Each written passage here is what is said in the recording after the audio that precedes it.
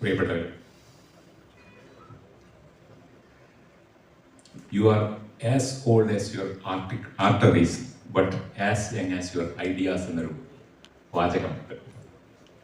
ആർട്ടറീസിന് പ്രായമുണ്ടാവും, പക്ഷേ ആശയങ്ങളാണ് നിങ്ങളുടെ പ്രായത്തെ നിശ്ചയിക്കുന്നത് എന്ന്. അങ്ങനെ വരുമ്പോൾ മലയാളത്തിലെ ഏറ്റവും യൗവന തീക്ഷ്ണതയോടെ എഴുതുന്ന എഴുത്തുകാരനാണ് എന്നോടൊപ്പമുള്ള NS മാധവൻ.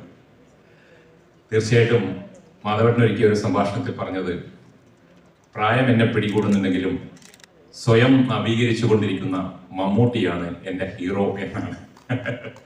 അപ്പോൾ മാധവനാണ് മലയാള സാഹിത്യത്തിലെ മമ്മൂട്ടി എന്ന് നമുക്ക് വിചാരിക്കാം. ഒരുപക്ഷെ ഇന്നലെ നിയമസഭയുടെ സമഗ്ര സംഭാവന പുരസ്കാരം NS മാധവന് കൊടുക്കുമ്പോൾ ഞാനിരുന്ന് ആലോചിക്കുകയായിരുന്നു, അതിലൊരു വൈരുദ്ധ്യമുണ്ട്.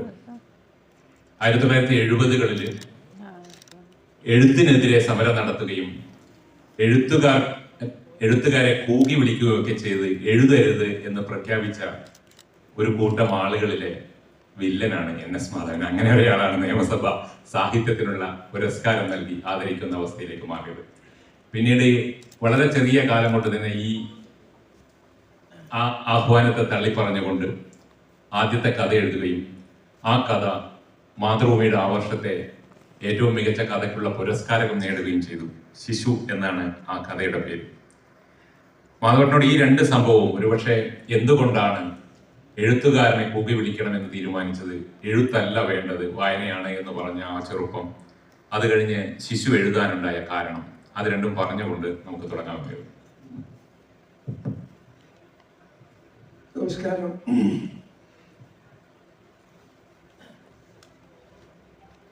ഇത് ഒരു കാലഘട്ടത്തിൽ 1970-കളിൽ ഇതിനു മുമ്പ് നടന്ന ഒരു സെഷനിൽ ഒരു പ്രസക്തമായ ചോദ്യം ഉന്നയിക്കുകയുണ്ടായി. തീവ്ര ഇടതുപക്ഷത്തെ എന്തുകൊണ്ട് ഇടതുപക്ഷം അല്ലെങ്കിൽ വ്യവസ്ഥാപിത ഇടതുപക്ഷം തള്ളി പറയുന്നു എന്ന്. അപ്പം അതിന് ഉത്തരം പറഞ്ഞത് ശ്രീമതി ഹലീം ഉത്തരം പറഞ്ഞത്, ഇപ്പം സാഹിത്യ വിപ്ലവം നടക്കുകയല്ല, അതുകൊണ്ട് നമ്മൾ ആയുധങ്ങൾ എടുക്കരുത്, നിയമവ്യവസ്ഥയെ ചോദ്യം ചെയ്യരുത് എന്നാണ്. 1970-കളിൽ സായുധ വിപ്ലവം സ്വപ്നം കണ്ടിരുന്ന ഒരു വലിയ ആളുകൾ ഉണ്ടായിരുന്നു. അത് വ്യവസായിക ഇടതുപക്ഷത്തെ പിടിച്ചു കുലുക്കുക തന്നെ ചെയ്തു. അതിൻ്റെ പ്രഭവ കേന്ദ്രം ബംഗാളായിരുന്നു, നക്സൽബാരിയായിരുന്നു, കൽക്കട്ടയായിരുന്നു. അപ്പം അതിൻ്റെ അനുരണനം ഇവിടെ ഉണ്ടായിരുന്നപ്പോൾ ഇതിന് വലിയൊരു ആളുകളെന്ന് പറയാം. അന്നത്തെ ബുദ്ധിജീവികളിൽ മിക്കവാറും എല്ലാവരും തന്നെ അതിൽ ആകൃഷ്ടരായിരുന്നു. അപ്പോൾ ആ ഒരു സാമൂഹ്യ കാഴ്ചപ്പാടിൽ നിന്ന് നോക്കിയപ്പോൾ സമൂഹത്തിന് മാറ്റം വരുത്തുന്നതിൽ എഴുത്ത് വഹിക്കുന്ന പങ്ക് ചെറുതായിട്ട് കണ്ടു. ഒന്നാമതായി അത്. രണ്ട്, മലയാള സാഹിത്യത്തിൽ തന്നെ വളരെ യാഥാസ്ഥികമായിട്ടുള്ള എഴുത്തുകാർ പിടിമുറുക്കിയിരുന്ന ഒരു കാലം കൂടിയായിരുന്നു. അപ്പോൾ ആ കാലഘട്ടത്തിൽ എഴുത്ത് എന്ന് പറഞ്ഞാൽ അതിൻ്റെ സത്യസന്ധത ഇല്ലായ്മയും ഈ ചെറുപ്പക്കാർക്ക് ഒരു പ്രശ്നമായിരുന്നു. അപ്പം അതുകൊണ്ടാണ് പക്ഷേ അതിൽ ഏറ്റവും മികച്ച എഴുത്തുകാരൻ എന്ന് പറയാവുന്നത്, എഴുത്തുകാരനാകാൻ സാധ്യത ഉണ്ടായിരുന്ന ഒരാൾ എന്ന് പറയാവുന്നത് TR ആയിരുന്നു. T രാമചന്ദ്രൻ എന്ന് പറഞ്ഞ വളരെ ശ്രദ്ധേയമായ കഥകൾ എഴുതിയിട്ടും അധികം ശ്രദ്ധിക്കാതെ പോയ ഒരു വലിയ എഴുത്തുകാരനായിരുന്നു രാമചന്ദ്രൻ. അപ്പം അദ്ദേഹം ഇവിടെ യൂണിവേഴ്സിറ്റി സെൻട്രൽ ഇംഗ്ലീഷിൽ MPhil ചെയ്തുകൊണ്ടിരിക്കുകയായിരുന്നു. അപ്പം അദ്ദേഹത്തിൻ്റെ സമരം തന്നെ തുടങ്ങിയത് അവിടെ പഠിപ്പിച്ചിരുന്ന അയ്യപ്പ പണിക്കർക്കെതിരായിട്ടായിരുന്നു. അപ്പോൾ ആ ഒരു അന്ന് വലിയ കാര്യമായിട്ട് ബേസിസ് ഒന്നും ആയിട്ടില്ല, 10-20 താഴെയായിരുന്നു എന്നാണ് ഓർക്കുന്നത്. ആ ഒരു കാലഘട്ടത്തിൽ വ്യവസ്ഥാപിത എഴുത്തുകാരൻ വ്യവസ്ഥാപിത ഈ ആശയ സമുച്ചയങ്ങളെ ചോദ്യം ചെയ്യുക എന്നുള്ളത് ഒരു അന്നത്തെ ഒരു പതിവായിരുന്നു ചില ചെറുപ്പക്കാർക്കിടയിലെങ്കിലും. അപ്പം അതിൻ്റെ ഭാഗമായിട്ട് എഴുതാതിരിക്കുക അല്ലെങ്കിൽ എഴുത്ത് എന്നുള്ളത് അല്ല നമ്മുടെ കടമ. നമ്മൾ വായിക്കുക എന്നുള്ളതും ആളുകളെ പ്രബുദ്ധരാക്കാൻ സാധിക്കുമെങ്കിൽ അത് ചെയ്യുക എന്നുള്ളതാണ്. എന്നിട്ട് ഈ വാഗ്ദാനം ഇത് TR തന്നെ തെറ്റിച്ചു. TRൻ്റെ മൃഗം എന്ന് പറയുന്ന വളരെ പ്രസിദ്ധമായിട്ടുള്ള കഥ മാതൃഭൂമി ആഴ്ചപ്പതിപ്പിൽ പ്രസിദ്ധീകരിച്ചു. അപ്പം ഞാൻ ചോദിച്ചു, നമ്മൾ തമ്മിലുള്ള ഒരു കരാറിൻ്റെ ലംഘനമല്ലേ എന്ന്. അപ്പം TR പറഞ്ഞു, അല്ല, നമ്മൾ കൂക്കു വിളിക്കാറാകുകയല്ല വേണ്ടത്, രംഗത്ത് പ്രവേശിക്കുകയാണ് വേണ്ടത്. അതിൻ്റെ ഭാഗമായിട്ട് ഞാനൊരു കഥ എഴുതി. അങ്ങനെയാണ് ശിശുവിൻ്റെ ജനനം. ഇത് 70 കൊല്ലം 50 കൊല്ലങ്ങൾക്ക് മുമ്പുള്ളൊരു കാര്യമാണ്. ഇത് ഇന്നത്തെ ഒരു സാഹചര്യത്തിൽ നിന്ന് തിരിഞ്ഞു നോക്കുമ്പോൾ ബാലിശമായിട്ടൊക്കെ തോന്നാതിരിക്കും. പക്ഷെ അന്ന് വളരെയധികം അടിയുറച്ച് വിശ്വസിച്ചിരുന്ന, ജീവശ്വാസമായി കണക്കാക്കിയിരുന്ന ചില പ്രമാണങ്ങളുടെ അടിസ്ഥാനത്തിലായിരുന്നു അന്നത്തെ ചിന്തകളെല്ലാം. ഇതായിരുന്നു അതിൻ്റെ കാരണം. എന്തുകൊണ്ട് എഴുതരുത് എന്ന് വച്ചുകൊണ്ട് എന്ന് പറഞ്ഞുകൊണ്ട് എഴുത്തിലേക്ക് മാറിയത്.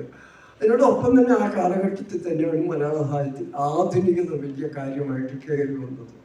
അപ്പം അതിൻ്റെ ഒരു ഉന്മേഷം എഴുത്തിലേക്ക് വരാൻ പ്രേരിപ്പിച്ചു എന്ന് വേണമെങ്കിൽ പറയാം. തീർച്ചയായിട്ടും മകൻ പറഞ്ഞ ആ ഒരു പ്രത്യേക സാഹചര്യത്തിലാണ് കഥ എഴുതുന്നത്. കഥ എഴുത്ത് എന്ന് പറയുന്നത് സ്വാഭാവികമായിട്ടൊരു ക്രിയേറ്റീവ് റൈറ്ററെ സംബന്ധിച്ച് അതൊരു ഉൾവിളിയാണ്. അത് ഉൾവിളിയെ ഏതെങ്കിലും രീതിയിൽ പ്രലോഭിപ്പിക്കാൻ കാലത്തിനും സാഹചര്യത്തിനും ഒക്കെ കഴിയുന്നുണ്ട്. അപ്പോൾ ആ ഉൾവിളി മാധവന്റെ മനസ്സിലും നേരത്തെ ഉണ്ടായിരിക്കുമല്ലോ. അപ്പോൾ ശിശു എന്ന് പറയുന്ന കഥയാണോ ആദ്യത്തെ രചന പബ്ലിഷ് ചെയ്തെന്നുള്ള അർത്ഥത്തിലല്ല ഞാൻ ചോദിക്കുന്നത്. അതിന് മുന്നേ എഴുത്തിന്റെ എന്തെങ്കിലും ഒരു സുഹൃതം അല്ലെങ്കിൽ സൂക്കേട് ഉണ്ടായിരുന്നു എന്നുള്ള അർത്ഥത്തിൽ. അതിനു മുമ്പ് ഈ മഹാരാജാസിലെ സ്റ്റുഡൻറ് ഫെഡറേഷൻ്റെ സോവനീറിലൊരു കഥ എഴുതി പ്രസിദ്ധീകരിക്കുകയാണ്. വളരെ ചെറിയ കഥ. അപ്പം അത് വായിച്ചിട്ട് മിക്കവാറും ഒരു പൊതുവെയുള്ള അഭിപ്രായം ആർക്കൊന്നും മനസ്സിലാകുന്നില്ല എന്നുള്ളതായിരുന്നു. അപ്പോൾ ഈ സംവദനക്ഷമത എൻ്റെ എഴുത്തിൽ കുറവാണ് എന്നൊരു വിചാരം ഉണ്ടായിരുന്നു. അത് കാരണം ഈ ക്രിയേറ്റീവ് റൈറ്റിങ്ങിലേക്ക് പോയിരുന്നില്ല.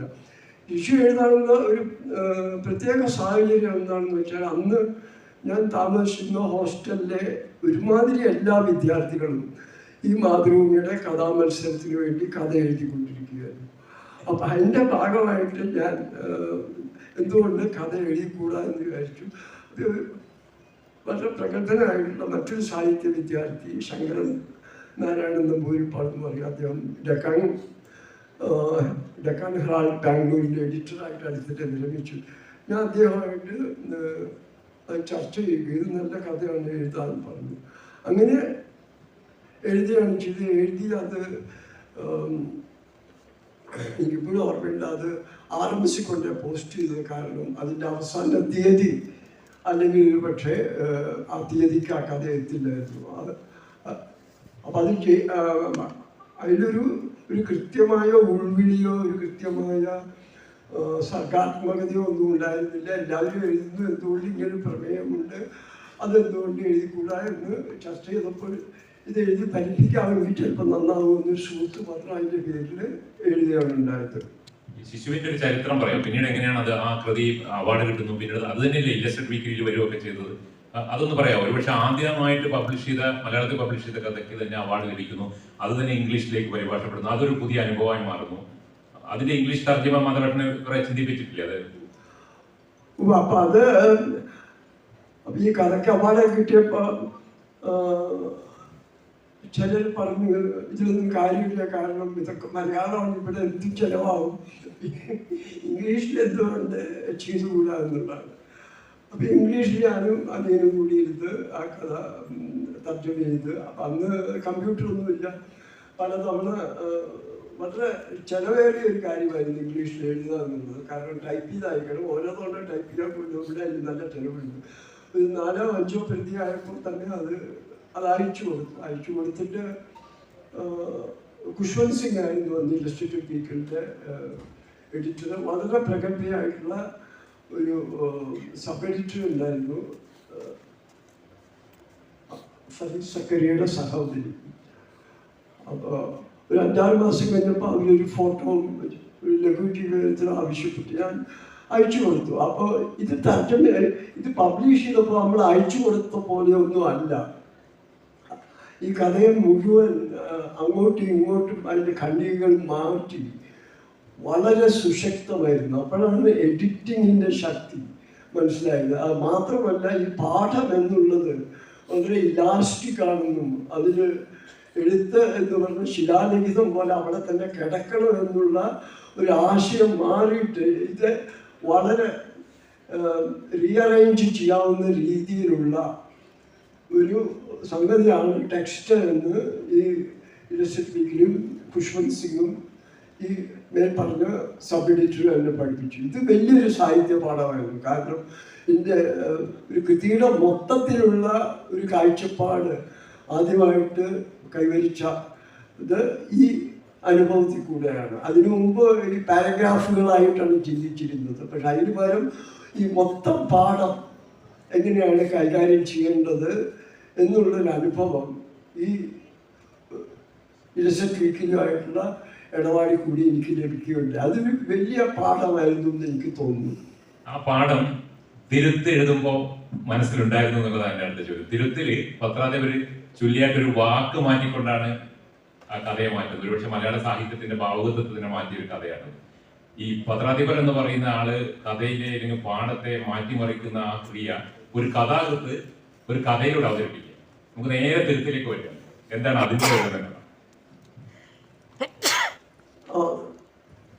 തിരുത്തിന്റെ ബാക്ക്ഗ്രൗണ്ട് എന്ന് പറഞ്ഞാൽ എല്ലാവർക്കും അറിയാം. ബാബരി മസ്ജിദ്. ഈ ബാബരി മസ്ജിദ് തകർക്കുന്ന സമയത്ത് അത് ഏതാണ്ട് നേരിട്ട് അനുഭവിച്ചൊരു വ്യക്തിയാണ് ഞാൻ. കാരണം ഈ അയോധ്യയുടെ തൊട്ടടുത്ത് കിടക്കുന്ന ബീഹാറിലെ ഒരു വലിയ പ്രക്ഷുബ്ധമായിട്ടുള്ള ഒരു ജനപ്രദേശമുണ്ട്, ഗയ എന്ന് പറയും. മഗധ എന്നാണ് അതിൻ്റെ അഡ്മിനിസ്ട്രേറ്റീവ് പേര്. അപ്പോൾ ഈ മഗധയിലെ കമ്മീഷണറായിരുന്നു.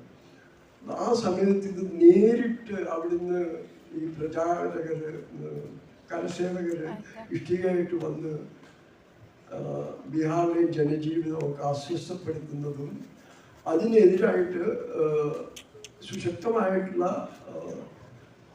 ഭരണ നടപടികൾ സ്വീകരിക്കേണ്ടി വന്നതുമെല്ലാം ഒരു അനുഭവമായിരുന്നു. അതിൻ്റെ കൂടെ തന്നെ ഇതെങ്ങനെ ജനങ്ങളെ വിഭജിച്ച് കഴിഞ്ഞു എന്നുള്ളത് വളരെ വ്യക്തമായി അടുത്ത് നിന്ന് തന്നെ കണ്ടതാണ്.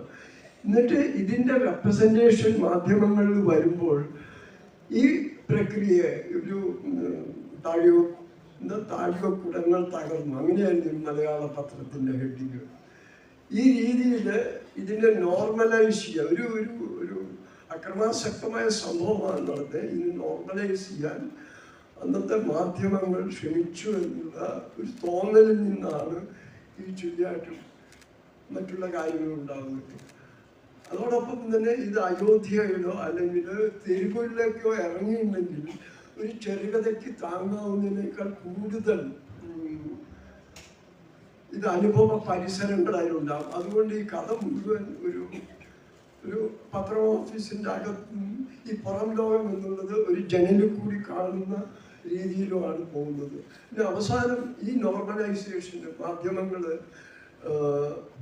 ഇതിനെ ഒരു താഴികക്കുടങ്ങൾ തകർക്കുക എന്നുള്ള ഒരു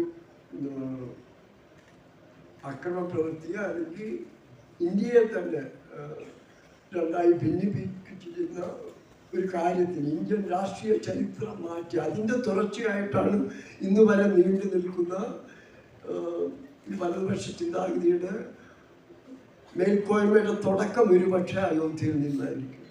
അപ്പം ഇതെല്ലാം കൊണ്ടാണ് ഒരു പത്ര ഓഫീസിലേക്ക് ഇത് ചുരുക്കുകയും ഒരു വാക്കിലേക്ക് വീണ്ടും ചുരുക്കുകയും ചെയ്ത.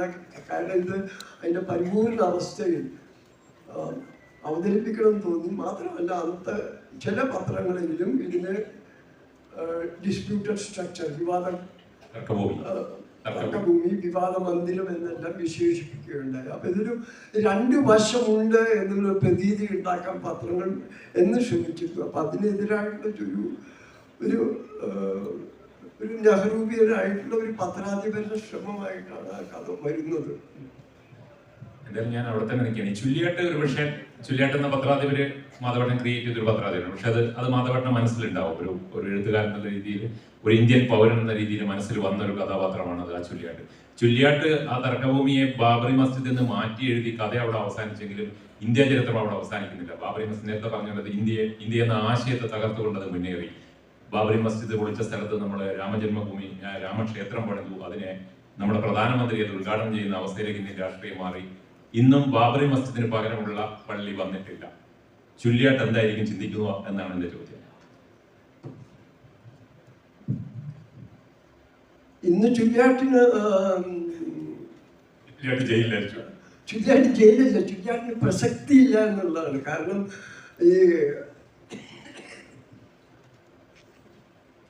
ഇതന്ന് ചുള്ളിയാട്ടിന്റെ കാലഘട്ടത്തിൽ പത്രപ്രവർത്തകരെയാണ് സർക്കാർ വിലക്കെടുത്തിരുന്നത്. ഇന്ന് പത്രസ്ഥാപനങ്ങൾ വിലക്കെടുത്തുകൊണ്ട് ഇത്തരത്തിലുള്ള പത്രാധിപന്മാർ എവിടെ ഉണ്ടാകുകയില്ല. അപ്പൊ അതുകൊണ്ട് ചുള്ളിയാട്ട് അല്ലെങ്കിൽ അതുപോലെയുള്ള ആ രീതിയിലുള്ള സത്യസന്ധത പുലർത്തിയിട്ടുള്ള ഒരു പത്രാധിപരായിരുന്നു പ്രണയ് റോയ്. പ്രണയ് റോയിയെ പലതരത്തിലുള്ള സാമ്പത്തിക പ്രശ്നങ്ങളിൽ കുടുക്കി അദ്ദേഹത്തിൻ്റെ NDTV ഇന്ന് അദ്ദേഹം എന്തിനേക്ക് എതിർത്തോ അതിൻ്റെ ജിഹ്വയായി മാറിയിരിക്കുകയാണ്. അപ്പോൾ ചുള്ളിയാട്ട് സ്വതന്ത്ര പത്രപ്രവർത്തനം ഇന്ന് ഇന്ത്യയിൽ അവശേഷിക്കുന്നത് ചുരുക്കം ചില ഓൺലൈൻ മാധ്യമങ്ങളിൽ മാത്രമാണ്. അച്ചടി മാധ്യമങ്ങളിൽ ഏതാണ്ട് ഇല്ലാതായിരിക്കും. അത് തന്നെ പറയാം, ദൃശ്യമാധ്യമങ്ങളിൽ നിന്നും കുറച്ച് 1-2 ഓൺലൈൻ മാധ്യമങ്ങളിൽ നിന്ന് മാത്രമാണ് ഇത് നിലനിൽക്കുന്നത്. അതിനൊപ്പം തന്നെ ഇത് പണ്ടൊക്കെ സ്വതന്ത്ര പത്ര പ്രവർത്തനത്തിന് ഉദാഹരണമായി കണ്ടിരുന്ന BBC പോലെയുള്ള വിദേശ മാധ്യമങ്ങളും ഇന്ന് സർക്കാരിന്റെ ചൊൽപ്പടിക്ക് നിൽക്കുന്ന ഒരു കാഴ്ചയാണ് കാണുന്നത്. അപ്പോൾ ആ ഒരു കാലഘട്ടത്തിൽ ഇനി ചുള്ളിയാറ്റ് അല്ലെങ്കിൽ അതിനെപ്പറ്റിയൊരു കഥ ഈ കാലഘട്ടത്തിൽ ഈ കാലത്ത് സംഭവമാണെന്ന് എനിക്ക് തോന്നുന്നില്ല. കഥയെ നമുക്ക് അവിടെ ഉപേക്ഷിക്കാം, പക്ഷെ കാലത്തെ ഉപേക്ഷിക്കാൻ പറ്റില്ല. ഈ ബാബറി മസ്ജിദ് പൊളിച്ച് ആ കാലത്ത് നിന്ന് തിരിഞ്ഞു നോക്കുമ്പോൾ ഇത്തരത്തിലൊരു വലിയ മാറ്റം ഇന്ത്യ എന്ന രാജ്യത്ത്, ഇന്ത്യ എന്ന ആശയത്തിന് ഉണ്ടാവുമെന്ന് മാധവട്ടൻ കരുതിയിട്ടുണ്ടോ? ഇത് എങ്ങോട്ടാണ് പോകുന്നത്? ഇപ്പൊ ഇതിനെ പല രീതിയിൽ ഇതൊരു സ്വാഭാവികതയായി മാറുകയാണ്. ഇപ്പൊ നമ്മളെ സംബന്ധിച്ചിടത്തോളം കേരളത്തിൽ ഇരുന്നുകൊണ്ടാണെന്ന് അറിയില്ല, നമ്മൾ പറഞ്ഞു വന്നതൊക്കെ വെറും വർത്തമാനങ്ങളായി മാറുകയും അവരവരുടെ തുടർച്ച കൃത്യമായിട്ട് കൊണ്ടുവരും. ഇതിനെ എങ്ങനെ നോക്കിക്കാണുന്നുള്ളത് ഈ കാലത്ത്? ഒരുപക്ഷെ രാഷ്ട്രീയം ഇത്രയും കൃത്യതയോടെ അടയാളപ്പെടുത്തിയ എഴുത്തുകാരൻ വേറെ നമ്മുടെ മുന്നിലില്ല. അപ്പൊ അതുകൊണ്ട് അതിനെ എങ്ങനെയാണ് ഇന്ത്യ എന്ന ആശയം?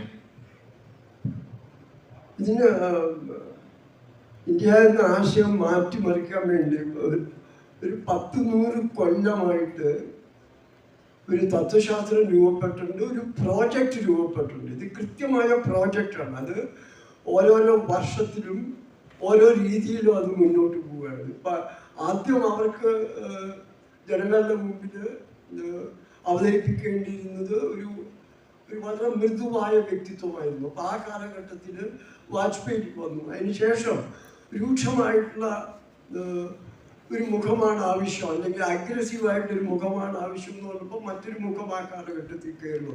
അപ്പോൾ ഈ ഇന്ത്യ എന്ന ആശയത്തെ മാറ്റുക എന്നുള്ളത് പ്രോജക്റ്റായിട്ട് സ്വീകരിച്ചിട്ടുള്ള ഒരു രാഷ്ട്രീയ പ്രസ്ഥാനം ഇന്ത്യയിൽ വളരെ ശക്തപ്പെട്ടുകൊണ്ടിരിക്കുമ്പോൾ അതിനെ എതിർക്കാൻ യാതൊരു ആശയങ്ങളും ഇത്തരം ഒരു പ്രോജക്റ്റായിട്ടോ അല്ലെങ്കിൽ ഒരു പ്രസ്ഥാനമായിട്ടോ പോലും മറുവശത്തില്ല എന്നുള്ളതാണ് ഇവരുടെ ഈ തേരോട്ടം തുടരാനുള്ള പ്രധാന കാരണം എന്നാണ് എനിക്ക് തോന്നുന്നത്. തീർച്ചയായിട്ടും അതൊരു ഫാസിസമാണെന്ന് നമുക്കൊക്കെ അറിയാം. പക്ഷേ ഈ ഫാസിസം എന്ന് പറയുന്നത് നമ്മുടെ 20-ാം നൂറ്റാണ്ടിൽ കണ്ട ഫാസിസം ചരിത്രപരമായിട്ട് നോക്കിക്കഴിഞ്ഞാൽ ഫാസിസം ഉണ്ട്.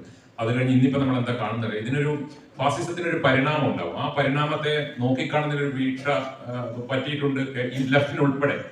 ഇത് ഫാസിസമാണോ അല്ലെ ഫാസിസം തുടക്കമാണ്? ഇപ്പം മാധവൻ പറഞ്ഞൊരു സോഫ്റ്റ് മുഖമാണ് ആദ്യം വേണ്ടത്, അത് കഴിഞ്ഞൊരു ഹാർഡ് മുഖത്തെ അവർ കൃത്യമായ അജണ്ടകളുമായിട്ട് പോവുകയാണ്. ഇതിനെ നോക്കിക്കാണുന്നതിനുള്ള തെറ്റുകൾ എങ്ങനെയാണെന്നുള്ളതൊന്ന്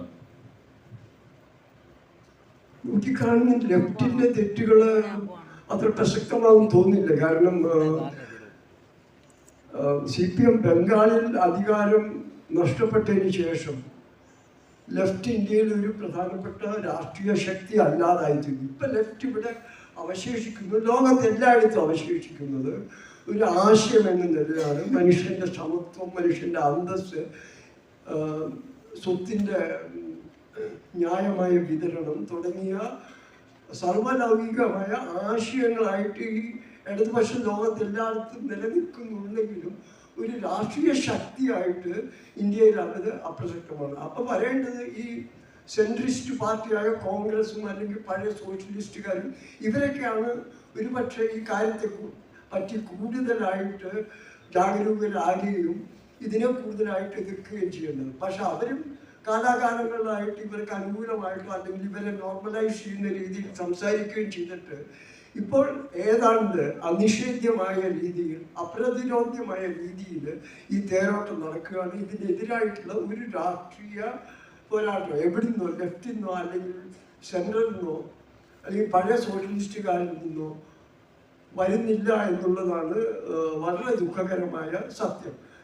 പക്ഷെ ഇതിൻ്റെ ഇടയിൽ ഞാൻ ഈ ശുഭാപ്തി വിശ്വാസം കൈവിടാത്തത് എന്തുകൊണ്ടാണെന്ന് ചോദിച്ചിട്ടുണ്ടെങ്കിൽ ഇത് 21ാം നൂറ്റാണ്ടാണ്. 21ാം നൂറ്റാണ്ടിൽ കാര്യങ്ങൾ മാറി മറിയാൻ ഒരു നിമിഷം മതി. ഇത് പ്രത്യേകിച്ച് ഈ സാമൂഹ്യ മാധ്യമങ്ങളുടെ കാര്യത്തിൽ ഇപ്പോൾ പലയിടത്തും ഭരണം മാറുന്നത് തെരഞ്ഞെടുപ്പിൽ കൂടിയല്ല, ജനങ്ങളുടെ, വിദ്യാർത്ഥികളുടെ പ്രക്ഷോഭങ്ങൾ കൂടിയാണ്. ബംഗ്ലാദേശിൽ ആവർത്തിച്ചു, ശ്രീലങ്കയിൽ ആവർത്തിച്ചു, ഇങ്ങനെ പലയിടത്തും ഈ മാറ്റങ്ങൾ നടക്കുന്നത്. അപ്പം ഈ 21ാം നൂറ്റാണ്ടിൻ്റെ ഒരു സംഘടിതമായ ശബ്ദം ഏതെങ്കിലും രീതിയിൽ പുറത്തു വരികയാണെങ്കിൽ അതിൻ്റെ ഒരു മിന്നലാട്ടം നമ്മൾ കർഷക സമരത്തിൽ കണ്ടു. വടക്കേന്ത്യ മുഴുവൻ ബാധിച്ച കർഷക സമരം. അതിൻ്റെ ഫലമായിട്ട് എല്ലാ കാര്യത്തിലും മർക്കടമുഷ്ടി പിടിക്കുന്ന സർക്കാർ ഈ കൃഷി ബില്ലുകൾ പിൻവലിക്കേണ്ടതായിട്ട് വന്നു. അപ്പോൾ ജനങ്ങൾ മാത്രമേ ഇപ്പോൾ വിശ്വാസമുള്ള, രാഷ്ട്രീയ കക്ഷികളിലുള്ള വിശ്വാസം ഈ നിമിഷം ഉള്ളതായിട്ട് തോന്നുന്നില്ല. അതുപോലെ തീർച്ചയായും ലെഫ്റ്റിനെ കുറിച്ച് പറഞ്ഞു. ഒരു 70കളിലെ തീവ്ര ഇടതുപക്ഷത്തോടുള്ള ആഭിമുഖ്യം പോലും ഉണ്ടായിരുന്ന NS മാധവൻ ഈ ലെഫ്റ്റിന്റെ ഈ വീഴ്ച ഇതിനെ എങ്ങനെ നോക്കിക്കണ്ട്? ഇതൊരു സാധ്യതയായി അന്ന് മുന്നിലുണ്ടായിരുന്നു. എന്തുകൊണ്ടാണ് ഇത് സംഭവിച്ചത്? കേരളം പോലൊരു സ്ഥലത്ത് പോലും എന്താണ് ലെഫ്റ്റിന്റെ ഫ്യൂച്ചർ എന്ന വലിയൊരു ചോദ്യം നമ്മുടെ മുന്നിലുണ്ട്. സംഭവിച്ച ഈ തീവ്ര ഇടതുപക്ഷ നിലപാടുകൾ ശരിയായിരുന്നില്ല എന്ന് വളരെ വ്യക്തമായിട്ട് മനസ്സിലായി, വളരെ പെട്ടെന്ന് തന്നെ. അതിനുശേഷം ലെഫ്റ്റിന് ഒരു കുതിപ്പാണുണ്ടായി. സത്യം പറഞ്ഞു 2000 ആണ്ടൊക്കെ ഇതിപ്പോൾ ഏതാണ്ട് 44-50 MP വരെ പാർലമെന്റിൽ എത്തിക്കാൻ ലെഫ്റ്റിന് സാധിച്ചു. ഈ ബംഗാൾ ഒരുപക്ഷെ കേന്ദ്ര നേതൃത്വത്തിൻ്റെ ചില തെറ്റായ നടപടികളിൽ കൂടി, അതായത് ഈ കോൺഗ്രസിനോടുള്ള സമീപനം എന്തായിരിക്കും, കോൺഗ്രസിനെ ബദ്ധശത്രുവായിട്ട് കണ്ടുകൊണ്ട് ഇവിടുത്തെ ഇന്ത്യ എന്ന ആശയത്തെ തന്നെ ആക്രമിക്കുന്ന വലതുപക്ഷത്തോട് അവഗണിച്ചുകൊണ്ടും ഒരു കാലഘട്ടത്തിൽ, പ്രത്യേകിച്ച് പ്രകാശ് കാരാട്ടിൻ്റെ കാലഘട്ടത്തിൽ ലെഫ്റ്റ് മുന്നേറുക. അതിൻ്റെ ഫലമായിട്ട് 50 MP ഉണ്ടായിരുന്ന പാർലമെൻറ്റിൽ ഇപ്പോൾ എണ്ണാവുന്ന MP ഉള്ളൂ ഇടതുപക്ഷത്തിൻ്റെ. അപ്പോൾ ആ ഒരു ഇത് പറ്റി കേരളത്തിൽ ഒരു പക്ഷേ കേരളത്തിൻ്റെ പൊതുവെയുള്ള രാഷ്ട്രീയ നിലപാട് പൊതുവെ ഒരു ഇതാണ്, ഇടതുപക്ഷ മനസ്സുള്ള ഒരു സംസ്ഥാനമാണ് കേരളം. അപ്പം അതിൻ്റെ ഭാഗമായിട്ട് ഇത് കുറേ കൂടി കാലം തുടരുമെന്ന് തന്നെയാണ് എനിക്ക് തോന്നുന്നത്. അത് മാറി മാറി വരും. സത്യം പറഞ്ഞാൽ കേരളം എന്നും ഭരിച്ചിട്ടുള്ളത് ഇന്ത്യ മുന്നണിയാണ്. ഒന്നിಗೆ അതെ, ഒന്നിಗೆ കോൺഗ്രസ് അല്ലെങ്കിൽ ഇടതുപക്ഷം എന്നുള്ളത്. അപ്പം അതിൻ്റെ കേരളത്തെക്കുറിച്ച് എനിക്ക് വലിയ ആശങ്കകളില്ല. പക്ഷെ മൊത്തമായിട്ട് ഇന്ത്യയെ പറ്റി നോക്കുമ്പോൾ എല്ലാവിധ ആശയ സമരങ്ങൾക്കും നേതൃത്വം നൽകേണ്ട ഇടതുപക്ഷം ഇന്ന് നിശബ്ദമായിരിക്കുകയാണ്. ഇത് മറ്റു പാർട്ടികളിൽ നിന്ന് വരുന്നുമില്ല. അതിനിടയ്ക്കാണ് ഈ വകയുള്ള പഠനങ്ങൾ അത് കുറേ കൂടി തന്ത്രപരമായിട്ട് നീങ്ങേണ്ടത്. അത് യെച്ചൂരിയുടെ കാലം വരെ ഉണ്ടായിരുന്നു എന്നാണ് എനിക്ക് തോന്നുന്നത്. അതിൽ നിന്ന് ഇടതുപക്ഷം പിൻവാങ്ങുന്നതിലൂടെ രാഷ്ട്രീയ ചിന്തയിൽ നിന്ന്, ജനങ്ങളുടെ കോൺഷ്യസ്നെസ്സിൽ നിന്ന് തന്നെ ഇടതുപക്ഷം മാഞ്ഞുകൊണ്ടിരിക്കുകയാണെന്ന് ഉള്ള വലിയ ആശങ്ക എനിക്കുണ്ട്. കേരളത്തിന്റെ നമ്മൾ ഒന്നുകൂടി കുറച്ചുകൂടി ആലോചിച്ച് കഴിഞ്ഞാൽ കേരളത്തിൽ പോലും ഈ ഭൂരിപക്ഷ വർഗീയത എന്ന് പറയുന്നത് വളരെ പ്രോമിനന്റ് ആയിട്ട് വർക്ക് ചെയ്യാൻ തുടങ്ങിയിട്ടുണ്ടെന്ന് കരുതുന്ന ഒരു കാലത്തൂടെ നമ്മൾ കടന്നു പോകുന്നത്. കേരളത്തിന്റെ ചരിത്രം എടുത്ത് നോക്കിക്കഴിഞ്ഞാൽ 1940 തൊട്ട് തന്നെ സമുദായങ്ങൾ കമ്മ്യൂണലാവും സാമുദായിക സംഘടനകൾ രാഷ്ട്രീയത്തിൽ ഇടപെടുകയും ചെയ്തിട്ട് അത്തരത്തിലുള്ള കോലീഷൻസ് ഉണ്ടായിട്ടുണ്ട്. കോലീഷൻസ് ഇല്ലാത്തൊരു രാഷ്ട്രീയം ഒരു ഗവൺമെന്റ് പോലും 57 മാത്രമേ ഉണ്ടായിട്ടുള്ളൂ നമുക്കറിയാം. അപ്പൊ ഈ സമുദായങ്ങളുടെ ഒരു മാനേജ്മെന്റ് എന്ന് പറയുന്നത് വളരെ പ്രധാനപ്പെട്ട ഒരു സംഗതിയാണ്. അതിൽ തീർച്ചയായിട്ടും BJP RSS അതിന് വളരെ സമർത്ഥമായിട്ട് ഉപയോഗിക്കുകയും ചെയ്യും. അപ്പോൾ ഈ ആശങ്കയില്ല എന്ന് പറയുന്നത് എത്രത്തോളം എന്നുള്ള ഒരു ചോദ്യം ഞാൻ വീണ്ടും ചോദിക്കുകയാണ്. ഇന്നത്തെ അവസ്ഥയിൽ സമുദായ മാനേജ്മെന്റ് വലിയ പ്രതിസന്ധി ഉണ്ടാക്കുന്ന ഒരു അവസ്ഥയാണ്. ന്യൂനപക്ഷ വർഗീയത, ഭൂരിപക്ഷ വർഗീയത ഇതെല്ലാം വളരെ വളരെ ഗൗരവത്തോടു കൂടി നേരത്തെ പറഞ്ഞ ടാക്ട്ഫുൾ ആയി ചെയ്തിട്ടില്ലെങ്കിൽ എന്നുള്ളൊരു ചോദ്യം നമ്മുടെ മുന്നിൽ ഇല്ലേ? ഇങ്ങനെയാണ് ഞാൻ ചിന്തിച്ചിരുന്നത്. പക്ഷേ ഈ പഞ്ചായത്ത് ഇലക്ഷൻ കഴിഞ്ഞതോടുകൂടി ചെറിയ മാറ്റമുണ്ടായി. കാരണം BJP കേരളത്തിൽ നേടിയിട്ടുള്ള ഏറ്റവും കൂടിയ ഏറ്റവും വലിയ വോട്ട് ശതമാനം ഏതാണ്ട് 17%. ഈ പഞ്ചായത്ത് ഇലക്ഷനിൽ അത് 14 കുറഞ്ഞു. അപ്പോൾ 17 ആയിരിക്കാം അവരുടെ അപ്പർ ലിമിറ്റ് എന്നൊരു തോന്നൽ ഒരു ഭാഗത്തുണ്ട്. സമുദായങ്ങളുടെ കാര്യം പറയുകയാണെങ്കിൽ ഈ സമുദായ വൈവിധ്യം തന്നെയാണ് ഒരു പക്ഷേ കേരളത്തെ രക്ഷിക്കുന്നത് എന്നും കൂടി ഞാൻ വിശ്വസിക്കുന്നു. കാരണം ഏതാണ്ട് 45% ഇവിടെ മൈനോറിറ്റീസാണ്. അപ്പം ഇത് തന്നെ വലിയൊരു തടയാണ്. ഇതിന് ഹിന്ദുത്വത്തിനെതിരായിട്ടുള്ള വലിയ തട ജനസംഖ്യ തന്നെയാണ്, ജനസംഖ്യയുടെ അനുപാതങ്ങൾ തന്നെയാണ്. അപ്പം ഈ ഭൂരിപക്ഷ സമുദായത്തിൽ മാത്രം ഊന്നിക്കൊണ്ട് രാഷ്ട്രീയം നടത്തുന്ന ഒരു പാർട്ടിക്ക് എത്രത്തോളം മുന്നോട്ട് പോകാൻ പറ്റുമെന്നുള്ളത് കേരളത്തെ സംബന്ധിച്ചിടത്തോളം വലിയ ആശ നൽകുന്ന ഒരു ചിന്താഗതിയാണ് എന്നാണ് എനിക്ക് തോന്നുന്നത്. ചേട്ടാ, അവിടെ ഒരു ശുഭാപ്തി വിശ്വാസമുണ്ട്. അത് നമുക്ക് അവിടെ ഉപേക്ഷിക്കാൻ രാഷ്ട്രീയത്തിൽ.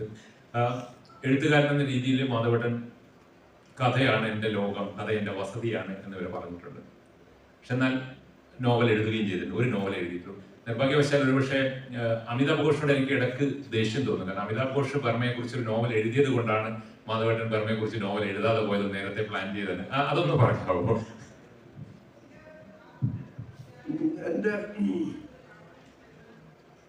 എൻ്റെ അമ്മ ജനിച്ചത് ബർമയിലായിരുന്നു. എൻ്റെ അമ്മയുടെ അച്ഛൻ വളരെയധികം കാലം ബർമയിൽ ഡോക്ടറായിരുന്നു. ജാപ്പനീസ് ആക്രമണ കാലത്ത് അദ്ദേഹം ജപ്പാൻകാരുടെ തടവിൽ പോയിരുന്നു. അതിനുശേഷം ഇവരെല്ലാം വളരെ പ്രസിദ്ധമാണ്. കേരളത്തിൽ തന്നെ പലരും ചെയ്തിട്ടുണ്ട്. ബർമയിൽ നിന്ന് ചിറ്റഗോങ്ങിലേക്ക് നടക്കുകയും അവിടുന്ന് പലരും മക്ഡവൽ റോഡ് എന്നിട്ട് പലൊരു പ്രസിദ്ധമായ റോഡുണ്ട് നാഗാലാൻഡിലും ആസാമിൽ കൂടി കടന്നു. കൂടി കാൽനടയായിട്ട് ആയിരക്കണക്കിന് ആളുകൾ കൽക്കട്ടയിലെത്തിയോ അവിടുന്ന് ഇന്ത്യയിലേക്ക് എത്തുകയും ചെയ്തു. അപ്പോൾ ആ ഒരു ഇത് നടക്കുന്നത് 44-45 കാലമാണ്. അപ്പം എൻ്റെ കുട്ടിക്കാലം ഏതാണ്ട് 50കളിലാണ്. അപ്പം ഈ വലിയൊരു സാന്നിധ്യമായിട്ട് ബർമയിലെ കാര്യങ്ങൾ, അവിടുത്തെ പാത്രങ്ങൾ, അവിടുത്തെ ഇപ്പം കേരളത്തിൽ ഇല്ലാത്തൊരു കാര്യം കമ്പിളി ഉടുപ്പുകൾ, കോസലികൾ, അങ്ങനെ പല കാര്യങ്ങളും വീട്ടിൽ ധാരാളമായിട്ടുണ്ടായിരുന്നു. ബർമ കഥകളും ധാരാളമായിട്ടുണ്ടായിരുന്നു. ഇത്തരത്തിലുള്ള കുറച്ച് ബർമ കുടുംബങ്ങൾ എറണാകുളത്തുണ്ടായിരുന്നു. അപ്പം അവരുമായിട്ടായിരുന്നു കൂടുതൽ സഹവാസം. അങ്ങനെ ബർമ ഒരു വലിയ, ബർമ എന്ന് പറഞ്ഞാൽ ഇന്നത്തെ മ്യാൻമാർ, ഒരു വലിയ സംഭവമായിട്ട് നമ്മുടെ കുട്ടിക്കാലത്ത് മുഴുവൻ പോയിരുന്നു. പിന്നെ അത് ഈ ആധുനികതയുടെയും ഇത് കൂട്ടുകുടുംബത്തിൻ്റെ ശൈഥല്യത്തിൻ്റെ എല്ലാം ഭാഗമായിട്ട് ഇതെല്ലാം തേയ്മാനില്ലാതായി. പക്ഷേ കുട്ടിക്കാലം മുതൽക്ക് ഈ ഒരു യാത്ര, ഈ ഒരു പറിച്ചു നടൻ, ഇതിനെക്കുറിച്ച് ഞാൻ എപ്പോഴും ചിന്തിക്കുകയായിരുന്നു. ഇതിലൊരു വലിയ നോവലുണ്ടെന്ന് വരെ എനിക്ക് തോന്നുകയും ചെയ്തിരുന്നു. ഒരു കുടുംബത്തിൻ്റെ കഥയല്ല. ആ കാലഘട്ടത്തിൽ ഒരുപക്ഷെ മലയാളിയുടെ ഗൾഫായിരുന്നു ബർമയും അതിനു മുമ്പ് FMS എന്ന് പറയും. അപ്പോൾ വലിയൊരു പറ്റം ബർമയിൽ നിന്ന് പറിച്ചു വിട്ട ആളുകൾ കേരളത്തിൽ അന്നുണ്ടായിരുന്നു. ഇപ്പോൾ CV കുഞ്ഞിരാമൻ്റെ ആത്മകഥയിൽ ഇതിനെക്കുറിച്ച് വളരെ ഡീറ്റെയിൽഡായിട്ട് പറയുന്നുണ്ട്. ഇതാണ് ഇതിൻ്റെ പശ്ചാത്തലം. പിന്നെ ഇതുമായിട്ട് മുന്നോട്ട് പോകാൻ പറ്റാഞ്ഞത് എന്താണെന്ന് വെച്ചിട്ടുണ്ടെങ്കിൽ ഈ കഥകളുടെ സ്രോതസ്സുകൾ ഇല്ലാതായിപ്പോയി. ഇപ്പം അമ്മയുടെ സഹോദരിമാരിൽ ഇപ്പോൾ ഒരാൾ മാത്രമേ ജീവിച്ചിരിക്കുള്ളൂ, പലരും ഇല്ലാതായി, ഓർമ്മകൾ നഷ്ടപ്പെട്ടു. അത് വളരെ ലേറ്റായിട്ടാണ് ഈ ചിന്ത വന്നത്. അപ്പം അതിനെക്കുറിച്ചുള്ള സാമഗ്രികൾ തേടിപ്പിടിക്കാൻ സാധിക്കില്ല എന്നുകൂടി എനിക്ക് തോന്നി. അത് ഞാൻ വിശ്വസിക്കാം. കാരണം എഴുത്തിൽ വലിയ അലസത കാണിക്കുന്ന എഴുത്തുകാരനാണ്, ഒരുപാട് ഇടവേളകൾ എടുക്കുന്ന എഴുത്തുകാരൻ. നോവൽ എഴുതാൻ ഒരു മടി കൂടിയാണോ എന്ന് എനിക്ക് സംശയമുണ്ട്. 70കളിൽ ധാരാളം 10-12 കഥകൾ എഴുതിയതിനു ശേഷം മാധവേട്ടൻ വലിയൊരു ഗ്യാപ്പ് എടുക്കുകയാണ്. 80കളിലാണ് പിന്നെ തിരിച്ചു വരുന്നത്. അതിന് ഔദ്യോഗികമായ പല കാരണങ്ങളുമാണ് പറയുന്നത്. ഒരുപക്ഷെ അതിനുശേഷം മാധവേട്ടൻ്റെ ഭാഷയിൽ, എഴുത്തിൻ്റെ രീതിയിൽ, ആഖ്യാനത്തിലും ഒക്കെ വലിയ മാറ്റം വന്നിട്ടുണ്ട്. ആ ഇടവേള വലിയ എഴുത്തിനെ കുറെ ഗുണം ചെയ്തു എന്നു എങ്ങനെയാണ് അതിനെ കാണുന്നത് ആ ഒരു ഇടവേള? സത്യം പറഞ്ഞാൽ അതൊരു ഇടവേളയായിട്ട് എനിക്ക് തോന്നിയില്ല. കാരണം ഒരു എഴുത്തുകാരനായിട്ട് ഞാൻ തോന്നിയിരുന്നില്ല. എനിക്കറിയാവുന്ന പലരും 8-10 കഥകൾ നിശബ്ദരായി പോയിരുന്നു. അപ്പോഴാണ് ഈ ഇടവേള തുടങ്ങി. ഇതിൻ്റെ മധ്യത്തിലാണ് എൻ്റെ എറണാകുളത്തെ കുറേ സുഹൃത്തുക്കൾ എൻ്റെ കഥകൾ തേടിപ്പിടിച്ചു. ചൂളമേഴുള്ള കഥകൾ, ശവം എന്നുള്ള പുസ്തകം നീള പ്രസിദ്ധീകരണം, ബാലേന്ദ്രൻ ചുള്ളിക്കാടുണ്ടായിരുന്നു, ടി.കെ. രാമേന്ദ്രൻ, സച്ചി ഉണ്ടായിരുന്നു ഇതുവരെ. അങ്ങനെ അവർ പ്രസിദ്ധീകരിച്ചപ്പോഴാണ് ആദ്യമായിട്ട് തോന്നിയത് ഒരു കാലത്ത് ഞാൻ കഥാകൃത്തായിരുന്നു എന്നുള്ളത്. പക്ഷെ ഇതുകൊണ്ട് എൻ്റെ സാഹിത്യത്തിലുള്ള വാസന കുറഞ്ഞിരുന്നില്ല. കാലത്ത് ബീഹാറിൽ വളരെ സശക്തമായിട്ടുള്ള സാഹിത്യ സദസ്സുകളൊക്കെ നടന്നിരുന്നു. അന്നത്തെ ബീഹാർ എനിക്ക് തോന്നിയത് 40കളിലെ കേരളത്തെ പോലെയാണ്. അതായത് ഇടതുപക്ഷത്തിനും ഈ ലെഫ്റ്റ് തിയേറ്ററിനും ഒക്കെ വളരെയധികം പ്രാധാന്യം നൽകും. അതിൽ ഞാൻ ഭാഗവക്കായിരുന്നില്ല, പക്ഷെ കാണികളായിട്ട് പോയിരുന്നു. പിന്നെ വായിക്കുക എന്നത് തുടർന്നിരുന്നു. പക്ഷെ എഴുത്തുകാരനാണ്, എഴുത്തിൽ നിന്ന് ഒരു വിട വാങ്ങി എന്നുള്ള യാതൊരു തോന്നലും എനിക്കുണ്ടായിരുന്നില്ല. അത്തരത്തിലുള്ള ഒരു മനസ്താപവും ഉണ്ടായിരുന്നില്ല. മിക്കവാറും എഴുതിയിരുന്നു ഇംഗ്ലീഷിൽ ലേഖനങ്ങൾ. 2 ചെറിയ പത്രങ്ങളുടെ പത്രാധിപർ എനിക്ക് പരിചയക്കാരായിട്ടുണ്ടായിരുന്നു. ഒന്ന് മെയിൻ സ്ട്രീം എന്ന് പറഞ്ഞത് നിഖിൽ ചക്രവർത്തി, പിന്നെ സെമിനാർ. അപ്പം അവർക്ക് വേണ്ടി ബുക്ക് റിവ്യൂസ് അല്ലെങ്കിൽ ചെറിയ ലേഖനം എനിക്ക് ഓർമ്മയുണ്ട്. ഞാൻ തകഴിയുടെ കയറിനെ പറ്റി വിമർശിച്ച് എന്തോ എഴുതിയത് മനോരമയിൽ അക്കാലത്ത് വാചകങ്ങളിൽ വന്നു. അപ്പോഴാണ് ആരാണ് ഈ വ്യക്തി എന്നൊക്കെ അന്വേഷിച്ച് പോയത്. അപ്പൊ എഴുത്തുന്ന ഗ്യാപ്പ് എടുത്തായിട്ട് എനിക്ക് തോന്നിയിട്ടില്ല. 2ാം വരവിലാണ് എഴുത്തുകാരനാണെന്ന് തോന്നി തുടങ്ങിയത് എന്നാണ് പറയുന്നത്. എന്തായാലും ബീഹാറിനെ കുറിച്ച് പറഞ്ഞു. ഒരുപക്ഷെ ഇന്ത്യ എന്ന് പറയുന്ന ആശയത്തിൽ നമ്മൾ എവിടെ നിൽക്കുന്നു, മറ്റ് സംസ്ഥാനങ്ങൾ ഒരുപക്ഷെ നോർത്ത് ഇന്ത്യ എവിടെ നിൽക്കുന്നു വ്യക്തമായിട്ട് അറിയുന്ന ഒരു എഴുത്തുകാരനാണ്. തിരിച്ച് കേരളത്തിലേക്ക് വന്നു, ഇപ്പൊ കേരളത്തിലാണ്. എന്താണ് കേരളം മറ്റ് സംസ്ഥാനങ്ങളിൽ നിന്ന് അടിസ്ഥാനപരമായി നമ്മൾ എങ്ങനെയാണ് മാറി നിൽക്കുന്നത്? എനിക്ക് തോന്നിയിട്ടുള്ള ഏറ്റവും അടിസ്ഥാനപരമായിട്ടുള്ള വ്യത്യാസം ഇവിടെ അന്തസ്സ് കിട്ടുമെന്നുള്ളതാണ്. ബീഹാറിൽ ലഭിക്കാത്ത കാര്യം. ബീഹാറിൽ ശ്രേണിബദ്ധമാണ്, ജാതിയുടെ അടിസ്ഥാനത്തിലാണ് അന്തസ്സ്. കേരളത്തിൽ ഇത് ഒരുപക്ഷെ പങ്കുമതിലുകൾക്ക് അപ്പുറത്ത് നമ്മൾ വിഭജിക്കുക. പക്ഷെ ദൃശ്യഗോചരമായിട്ടുള്ളതിൽ നമുക്ക് എല്ലാ മനുഷ്യർക്കും ഒരു തരത്തിലുള്ള സമത്വമുണ്ട്. ഇത് ഇവിടെ വരുന്ന ബീഹാറികൾക്കും ബംഗാളികൾക്കും വളരെ തോന്നുന്നു. ഇപ്പം ഏറ്റവും കൂടുതൽ അസമത്വമുള്ള ബീഹാറിൻ്റെ ഭാഗങ്ങളാണ് ഭോജ്പൂർ. ഭോജ്പൂർ എന്ന് പറഞ്ഞാൽ കേരളത്തിനേക്കാൾ വലിയൊരു പ്രദേശമായിരിക്കും ഭോജ്പൂരി സംസാരിക്കുന്നത്. ഈ ഭോജ്പൂരി ഭാഷയിൽ പരസ്പരം സംബോധന ചെയ്യാൻ 18ലധികം പദങ്ങളുണ്ട്. അത്രയധികം ശ്രേണിബദ്ധമാണ്. അത് നമ്മുടെ ഈ നവോത്ഥാന പ്രസ്ഥാനം ഇപ്പോൾ വിളിക്കപ്പെടുന്ന ജാതി പരിഷ്കരണ പ്രസ്ഥാനങ്ങളും ഇടതുപക്ഷ പ്രസ്ഥാനവും ദേശീയ പ്രസ്ഥാനവും എല്ലാം കൂടി രൂപപ്പെടുത്തിയ ഈ സമൂഹത്തിന് പരസ്പരം അന്തസ്സ് നൽകാതെ ജീവിക്കാൻ പറ്റില്ല എന്നുള്ളതാണ്. ഇതാണ് ഒരുപക്ഷെ കേരളവും ഇന്ത്യയിലെ മറ്റു ഭാഗങ്ങൾ. തമിഴ്നാട് തന്നെ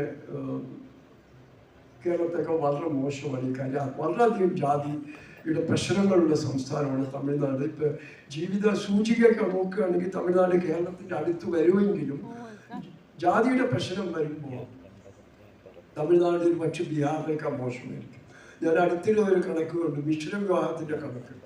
കേരളത്തിൽ ഇന്ന് നടക്കുന്ന വിവാഹങ്ങളിൽ 21% മിശ്ര വിവാഹങ്ങളാണ്.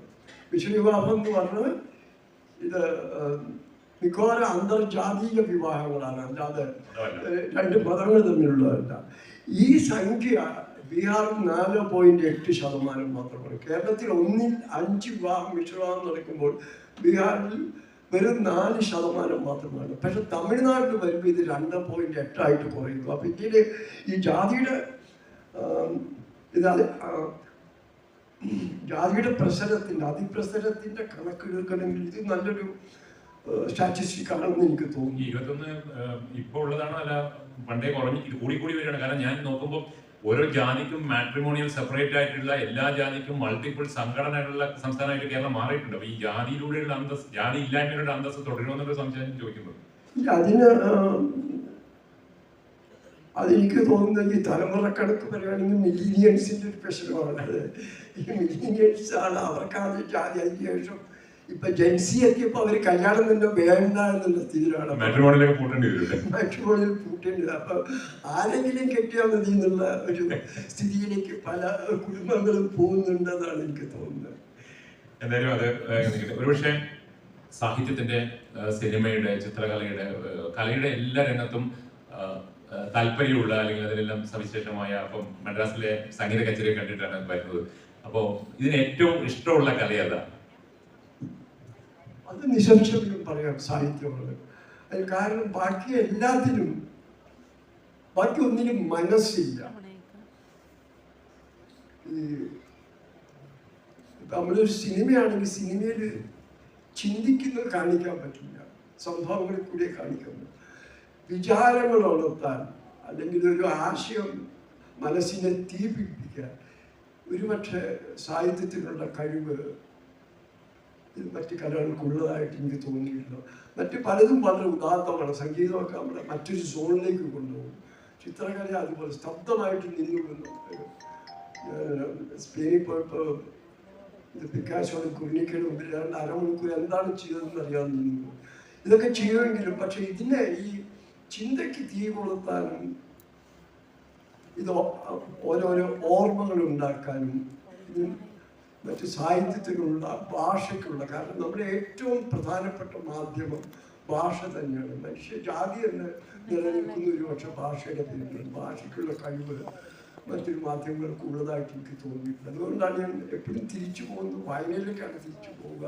അല്ലാതെ ഇതെല്ലാം ഉണ്ട്, ഇതെല്ലാം താല്പര്യമുണ്ട്. അത് ഞാൻ വളർന്നൊരു കാലഘട്ടത്തിലാണ് കേരളത്തിലെ ആധുനികത, ചിത്രകലയായാലും സംഗീതമായാലും എല്ലാം ഏറ്റവും കൂടുതൽ അതിൻ്റെ തിളച്ചു മറിഞ്ഞിരുന്ന അതിൻ്റെ മഥനം നടന്ന കാലം 1970-കളായിരുന്നു. അപ്പം അത് കൂടി കടന്നു പോയതിൽ ഞാൻ ഇതെല്ലാം ഈ രംഗങ്ങളിലെല്ലാം അഭിരുചി വന്നു എന്നുള്ളതാണ് എനിക്ക് തോന്നുന്നത്. മതബന്ധം ഭാഷയുടെ കാര്യം പറഞ്ഞു. ഭാഷ മനുഷ്യന്റെ ജീവിവർഗത്തിൽ മനുഷ്യനെ സവിശേഷമായി മാറ്റി നിർത്തുന്നത് ഭാഷയിലുള്ള കഴിവാണ്. ഒരുപക്ഷെ ഭാഷയുടെ ഒരു സാധ്യത ഒരു മനുഷ്യൻ നിർമ്മിച്ച മറ്റൊരു സവിശേഷ ആർട്ടിഫിഷ്യൽ ഇന്റലിജൻസിലൂടെ റോബോട്ടിക് സാങ്കേതികൾക്ക് ഭാഷ കൈമാറിക്കഴിഞ്ഞു. അത് അതിൻ്റെതായ രീതിയിൽ പ്രവർത്തിച്ചു തുടങ്ങി. ഒരുപക്ഷെ എഐക്ക് സ്വന്തമായി ചിന്തിക്കാൻ കഴിയുമോ എന്ന് വരെ അന്വേഷിക്കുന്ന, എഐക്ക് സർഗാത്മകത ഉണ്ടാവോ എന്നൊക്കെ ചിന്തിക്കുന്ന ഒരു അവസ്ഥയാണ് ലോകം നിൽക്കുന്നത്. ഇത് സാഹിത്യത്തിനും ഭാവനയ്ക്കും വലിയ വെല്ലുവിളിയാകും എന്നൊരു തോന്നലുണ്ട്. എന്താണ് അതിനെക്കുറിച്ച് പറയാൻ? തീർച്ചയായും ഈ ആശങ്ക ഞാൻ പങ്കുവയ്ക്കുന്നു. കാരണം ഇന്ന് സംഭവിക്കുന്നത് AI പുസ്തകങ്ങൾ എഴുതുന്നു എന്നുള്ളതാണ്. ഇപ്പം കിൻഡിൽ സബ്മിഷൻസ് ഏതാണ്ട് 40% AI എഴുതിയ പുസ്തകങ്ങളാണ്. AI സ്വയം ചിന്തിക്കാൻ തുടങ്ങി. അത് പ്രത്യേകിച്ച് ഭാഷയുടെ കാര്യത്തിൽ. AI നമ്മൾ ഉപയോഗിക്കുന്ന AI പേര് തന്നെ ലാർജ് ലാംഗ്വേജ് മോഡൽസ് എന്നാണ്, LLMs. അപ്പോൾ ഇത് ഞാൻ അടുത്ത കാലത്ത് ലേഖനം വായിച്ചു. ജർമ്മൻ ഭാഷയുടെ ഒരു LLM, ഒരു ലാർജ് ലാംഗ്വേജ് മോഡൽ അവർ നിർമ്മിച്ചു. വളരെയധികം ഡാറ്റ ഇതിലേക്ക് ഫീഡ് ചെയ്ത് അവസാനം ഇത് പുറത്തു വന്നപ്പോൾ ഇവർ ഫീഡ് ചെയ്യാത്ത ജർമ്മനിയുടെ ഒരു ഭാഗത്ത് സംസാരിക്കുന്ന ഗ്രാമീണ ഭാഷ AIക്ക് എഴുതാൻ സാധിച്ചു എന്നുള്ളതാണ്. അപ്പോൾ ഈ റീജനറേറ്റീവ് AI, അതായത് ഇത് നമ്മുടെ പ്രോഗ്രാമിങ്ങിലല്ല അധിഷ്ഠിതം, സ്വയം അതിന് കണ്ടെത്താനുള്ള ഈ കഴിവ് എവിടെ കൊണ്ട് എത്തിക്കുക എന്നുള്ളത് ആശങ്കപ്പെടുത്തുന്ന കാര്യമാണ്. ഈ വ്യക്തമായിട്ട് അതിനെപ്പറ്റി ഒരു ധാരണ ഇതുവരെ ഉണ്ടായിട്ടില്ല. അതുപോലെ തന്നെയാണ് AI ആയാലും അല്ലെങ്കിൽ ഡാറ്റ കമ്പനികൾ, ഇപ്പം സോക്കോൾ കമ്പനികളാണ് ലോകത്തെ നയിക്കുന്നത്. ഒരുപക്ഷെ ജനാധിപത്യം എന്തുകൊണ്ടാണ് ഈ രീതിയിൽ ലോകത്തെ എല്ലായിടത്തും ക്രൈസിസ് വരുന്നത്? നമ്മൾ സോഷ്യൽ മീഡിയയുടെ ഗുണങ്ങൾ പറഞ്ഞു, പക്ഷെ എന്നിട്ടും മാനിപ്പുലേഷൻ എന്ന് പറയുന്നത് വലിയ സാധ്യതയായി നിൽക്കുകയാണ്. മനുഷ്യന്റെ ആശയങ്ങളെ ഒരുപക്ഷെ ഈ ഫോണും സോഷ്യൽ മീഡിയ ഒക്കെ വന്നതോടുകൂടി മനുഷ്യൻ അലസനാവുകയാണോ, ചിന്തിക്കാനുള്ള ശേഷി നഷ്ടപ്പെടുകയോ? അതിനെ എന്തായാലും പൊളിറ്റിക്കലി ഉപയോഗിക്കാൻ ലോകത്ത് പലർക്കും കഴിയുന്നുണ്ട്. ഡെമോക്രസി തകരുകയാണ്. എന്താണ് നമ്മളിപ്പം വെനിസ്വേല കൂടി നമ്മൾ മനസ്സിലാക്കുക? അത് വളരെ സത്യമാണ്. കാരണം ഈ ആശയം പ്രചരിപ്പിക്കാനും അടിച്ചുറപ്പിക്കാനും സോഷ്യൽ മീഡിയ ശരിക്കും ഉപയോഗിക്കുന്നുണ്ട്. അതിന് ഏറ്റവും വലിയ ഉദാഹരണം ഇന്ത്യയിലെ BJP ആണ്. ഈ അവരുടെ ഈ IT സെൽ എന്നൊക്കെ പറഞ്ഞ് അമിത് മാളവ്യ എന്നൊക്കെ പറഞ്ഞ ആൾക്കാരുടെ കീഴിൽ ആയിരക്കണക്കിന് ആളുകളാണ് പ്രചരിക്കുന്നത്. അപ്പോൾ ഒരാശയം വന്നാൽ അതിനെ എതിർക്കേണ്ട ആശയമാണ് 10,000-കണക്കിന് ആളുകൾ വെട്ടുകിളികൾ പോലെ വന്ന് എതിർക്കുകയും ഇത് കണ്ടുകൊണ്ടിരിക്കുന്ന സാധാരണക്കാരൻ വിചാരിക്കുന്ന ഇതാണ് പൊതുജന അഭിപ്രായം എന്നാണ്. അപ്പൊ അതിന്റെ പേരിൽ ഇങ്ങനെ മാനിപ്പുലേറ്റ് ചെയ്യപ്പെടുന്ന ഒരവസ്ഥയാണ് ഇന്ന്.